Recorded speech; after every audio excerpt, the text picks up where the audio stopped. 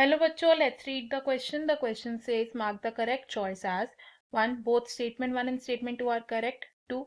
Both statement 1 and statement 2 are incorrect. 3. Statement 1 is correct and statement 2 is incorrect. 4. Statement 1 is incorrect and statement 2 is correct. First statement says Down syndrome is called 22nd trisomy. Second statement, additional copy of chromosome number 22 is present. Question में हमारे पास दो statements given है। First statement में कहा गया कि down syndrome को 22nd trisomy भी कहते हैं एंड सेकंड स्टेटमेंट में कहा गया है कि इस सिंड्रोम में क्रोमोसोम नंबर 22 की एक एडिशनल कॉपी प्रेजेंट होती है। इस क्वेश्चन को सॉल्व करने के लिए की कॉन्सेप्ट अगर देखें तो इन दिस क्वेश्चन हमारा जो की कॉन्सेप्ट यूज हो रहा है that is down syndrome.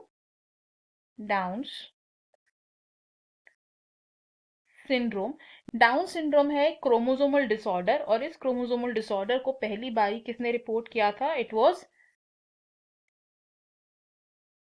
Langdon Down in the year 1866। और डाउन सिंड्रोम में क्या होता है? क्रोमोसोम नंबर 21 की एक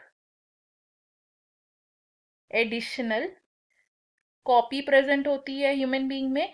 तो क्रोमोसोम नंबर 21 की एक एडिशनल कॉपी होने की वजह से डाउन सिंड्रोम को हम 21 क्रोमोसोम की ट्राइसोमी भी कहते हैं। और इस कंडीशन में क्या होता है, जो अफेक्टेड ऑर्गेनिज्म होता है उस अफेक्टेड ऑर्गेनिज्म में हम क्या क्या ऑब्जर्व कर सकते हैं? Short statured, small and round head, furrowed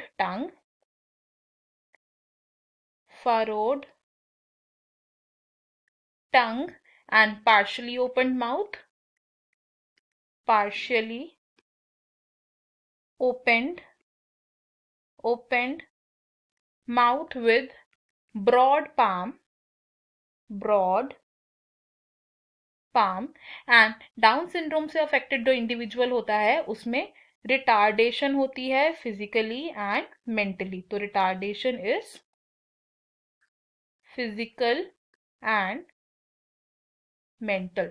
तो हमारे पास जो स्टेटमेंट्स अगर हम वो स्टेटमेंट्स देखें, इनमें से फर्स्ट स्टेटमेंट और सेकंड स्टेटमेंट दोनों ही इनकरेक्ट है because down syndrome 21st chromosome की ट्राइसोमी है ना कि 22nd क्रोमोसोम की। एंड इस सिंड्रोम में एडिशनल कॉपी प्रेजेंट होती है 21st क्रोमोसोम की ना कि 22nd क्रोमोसोम की।